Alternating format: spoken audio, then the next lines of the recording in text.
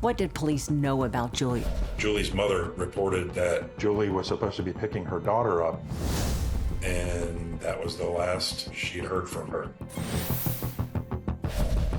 She was leaving with a man named James.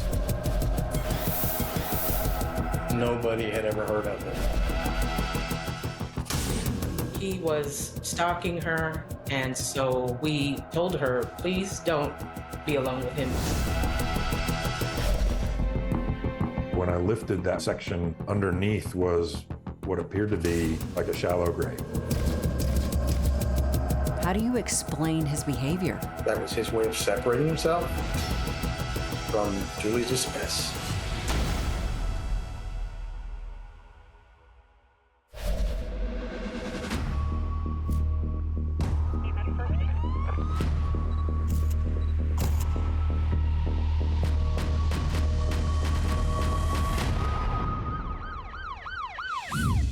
Hi, I'm Nancy O'Dell.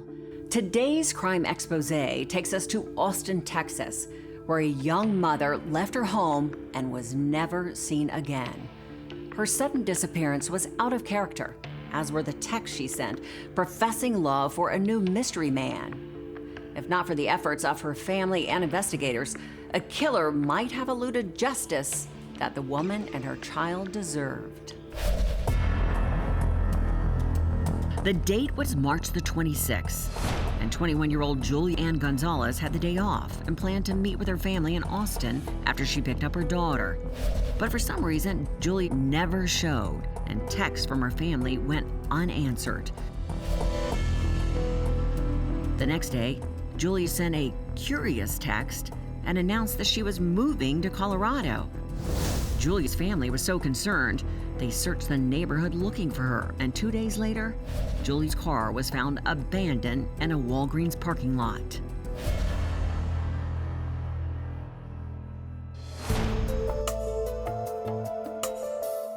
We had a very close relationship because Julie was a surprise coming into the family. Initially, we weren't expecting her arrival. And I was about 15 when she entered the world, so kind of got to grow up with her, see her grow over the years. She set goals for herself, and she always made sure that she accomplished those goals. She was very driven to be successful in her own way. She graduated when she was a junior because she started attending college at the same time she was in high school, and she did that.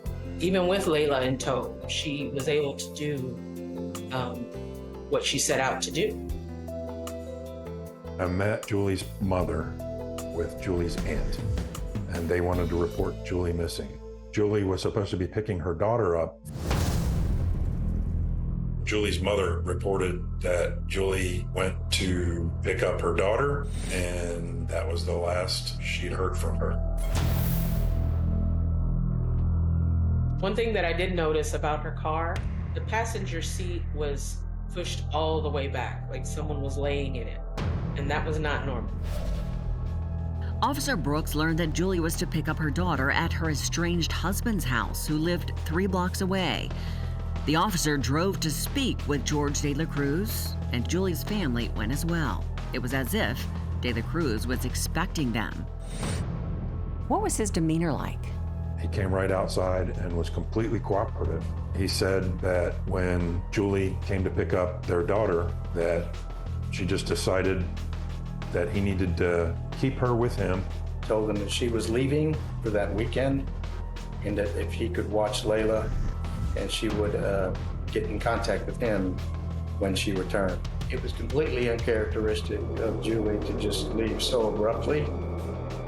During their conversation, Officer Brooks noticed marks on De La Cruz's face. While I was talking to George, I noticed that he had some what looked like fingernail scratches on his face. And as a father of young children myself, I pretty much just equated that to possible toddler scratches. I didn't think much of it at that moment. Toddlers have tiny little fingernails and they're razor sharp. The Austin police officer asked to inspect De La Cruz's home and saw nothing out of place. In the backyard was a small shed. Looking inside, the officer observed newly cut plywood covered the floor. Officer Brooks lifted the plywood to see what it covered. I looked down and it looked like about a 4 by 4 foot section of plywood had been cut out with maybe a circular saw. And so when I lifted that 4 by 4 foot section of plywood, underneath was what appeared to be like a shallow grave. It was about 2 feet wide and maybe a foot deep. So how did he explain the hole under his shed? He said that that trough was digging to install plumbing, and that made no sense. The officer wrapped up the inspection and left the premises. At this point, he didn't know what to make of Julie's disappearance. Part of me still just believes that there has to be a logical explanation. We couldn't account for her, and just finding a car unattended and the owner of it is nowhere to be found, and all these behaviors are being described as uncharacteristic. A missing persons report was submitted and forwarded to an Austin police detective. Meanwhile, Julie's mother, her aunt, and the rest of her family anxiously awaited some kind of word from her.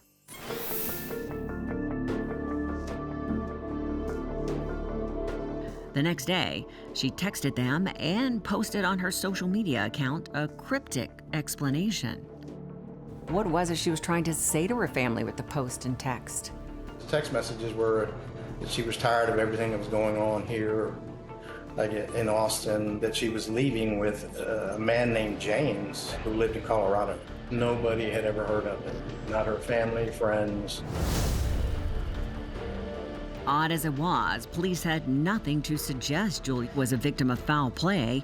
She was a missing person who they believed would eventually return. But her family knew Julie would never abandon her daughter in this way, and deep down, they suspected something was terribly wrong.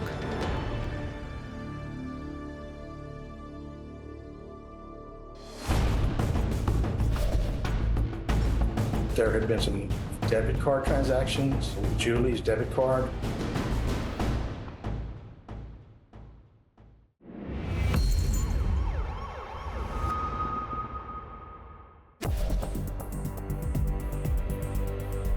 Austin police investigating a missing person report on Julie Ann Gonzalez hoped she would get in touch with her family and that the investigation could be resolved. Julie's family and boyfriend were stunned by her behavior that they knew to be completely out of character. They claimed she would never leave her daughter Layla or the new love in her life. That Friday, she disappeared. Aaron, her boyfriend at the time, received a text. Julie stated that she was sorry, but she needed to break up with him. And we were just as shocked when he told us about it because I knew how madly in love she was with Aaron. There was still a lot more elimination that had to be done before we actually focused on George. We had additional investigation to do. And it was imperative that we start eliminating people within Julie's circle of friends and family before we focused on any particular person. We still had to start at the beginning with everyone else. Julie's family continued to press the police to look into her disappearance, since she wasn't responding to their texts or their calls. I spoke to my sister, to Sandra, Julie's mom. I spoke to my son, Michael. I spoke to my mother. And we all could not get a hold of her. We reached out to her friends, to her boyfriend at the time, and no one could give us an answer. Nobody knew where she was. I was also told by APD that we had to wait 24 hours to file a missing persons report. So there wasn't much they could do.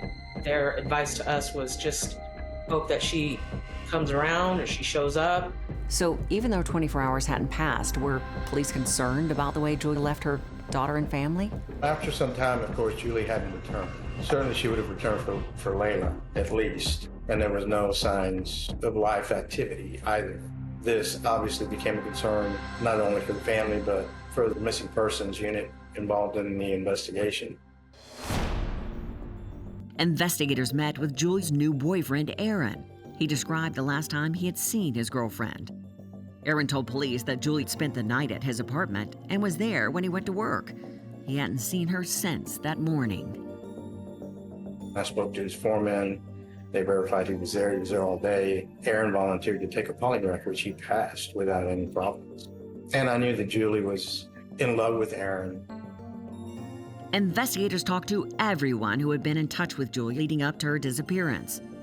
The interviews produced no new leads on her whereabouts. But then, police discovered activity on Julie's debit card the day she disappeared, and things heated up. When did the investigation take a turn? The investigation started building when we discovered that there had been some debit card transactions with Julie's debit card at a local Walmart in South Austin, and then 2 different McDonald's locations. And certainly the texts, there was text activity on the 26th and the 27th with Julie's phone. There were continuous. Police requested the closed-circuit footage from the Walmart and McDonald's, hoping to identify who had used Julie's debit card. And what did you discover? We discovered a video segment right after the transactions were made of George with Layla. The video showed him walking out at Walmart with the items he had purchased. I don't believe that anyone confronted him with this information at the time. I believe shortly after that, homicide got involved. And naturally, once we start building evidence against someone, we're typically not going to reveal our cards, as it were. Police now knew that Julie's estranged husband had used his wife's debit card the day she went missing. It was evidence that George De La Cruz knew more about Julie's disappearance than he let on. But police needed more.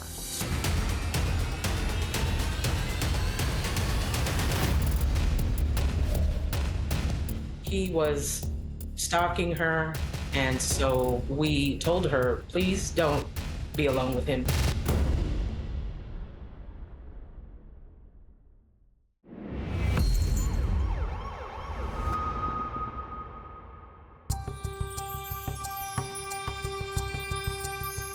Austin police investigating the disappearance of Julie Ann Gonzalez began to look closely into her marriage to George De La Cruz. According to family and friends, it was not a match made in heaven, and Julie was firm in her resolve to end the marriage. Did Julie ever have any intention of reuniting with her husband? At the time of Julie's disappearance, her only communication with him was about her daughter and support. Leading up to her disappearance, he was stalking her, and so we spoke to her and told her, please don't be alone with him.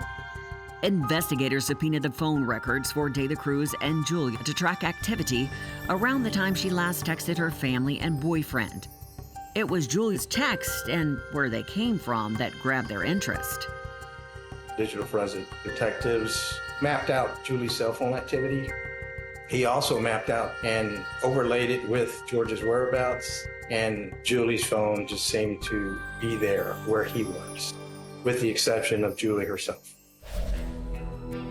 The wheels of justice moved slowly, and investigators were careful to not tip their hand to George De La Cruz, but they continued to focus their efforts on him. In the midst of the investigation into his wife's disappearance, De La Cruz did something unusual. Did De La Cruz do something to increase your suspicion of him? Julie had filed for divorce and I think she was trying to have him sign the papers. George was refusing to do so. After Julie went missing, George finally signed the papers. In an odd sort of way, I think that was his way of separating himself from Julie's disappearance. The papers first appeared to be circumstantial evidence, but now the case was focused entirely around Julie's estranged husband. So police revisited the home of De La Cruz, this time with a search warrant. That's when I first saw the hole in the shed. My perception of it was it looked more like a grave, consistent with Julie's height and her physical stature. And the discovery of the transactions and the text messages and everything else certainly was something that had to be investigated further with additional resources. There was suspicion, obviously, at that point that there had been some foul play, and naturally they approached homicide. 3 years after Julia had disappeared, police finally arrested George De La Cruz and charged him with the murder of Julie Ann Gonzalez. While prosecutors prepared their case, Julie's husband was held in jail. And although he refused to speak to investigators, he had plenty to say to his cellmate. So what did the cellmate testify to? George told him briefly that Julie had come over that morning. They had an argument, that he pushed her. She fell and hit her head. George panicked because he thought that eventually that would lead to some kind of domestic violence charges against him. He panicked and that he killed Julie there. It was enough to convince a jury, and George De La Cruz was found guilty of the murder of Julie Ann Gonzalez. George has always been number one suspect for me. Never have I ever doubted that it was George. I never thought anybody else. When such a long investigation takes place, you can't help but feel a connection to their family members. There's a child involved in all this, and I think she deserves to know what happened to her mother. I think Julie's mother deserves to know what happened to her daughter. The goal has always been to find Julie. Not to convict George, but to find Julie. This isn't about George. It's about, I need to know where my daughter is. De La Cruz's conviction was some comfort to her grieving family, but they still didn't have her body, and De La Cruz wasn't talking.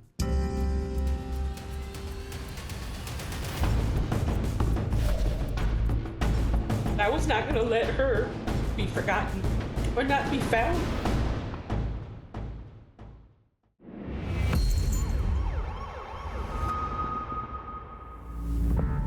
George De La Cruz was convicted and sentenced to life in prison for the murder of his wife, Julie Ann Gonzalez. We, the jury, find the defendant, George De La Cruz, guilty of the offense of murder. However, he maintained his innocence and refused to speak with the police about where they might find the body of his child's mother. She's somebody. She's not just a face in the crowd. She's a loved one. She's a mother. She's a daughter. She's a niece. She's a cousin. But I was not going to let her be forgotten. Julie's cruel murder is compounded by a grieving family which is unable to honor her with a burial. Perhaps someday, Julie's daughter Layla will find out the answer to the question her father has refused to answer. Where is her mother? And now, it's time for today's Safety Spotlight. Julie Ann Gonzalez was a young mother-in-law who was tragically murdered by her estranged husband, George De La Cruz. Julie's family was aware that George was stalking her and was rightfully concerned for her safety. And while no advice can assure you that you will always be safe, if you or one of your loved ones is feeling threatened or being stalked, consider the following actions. Alter your daily patterns, such as changing your route to work, varying your schedule, or avoiding places where the stalker might expect to find you. Consider consulting law enforcement and inform friends, family, or neighbors about the situation so they can help monitor your safety and provide support. And lastly, contact organizations or support services that specialize in helping victims of stalking, such as the Victim Connect. Your safety and well-being should always be a top priority. I'm Nancy O'Dell. For all of us here at Crime Exposé, please join us next time and stay safe.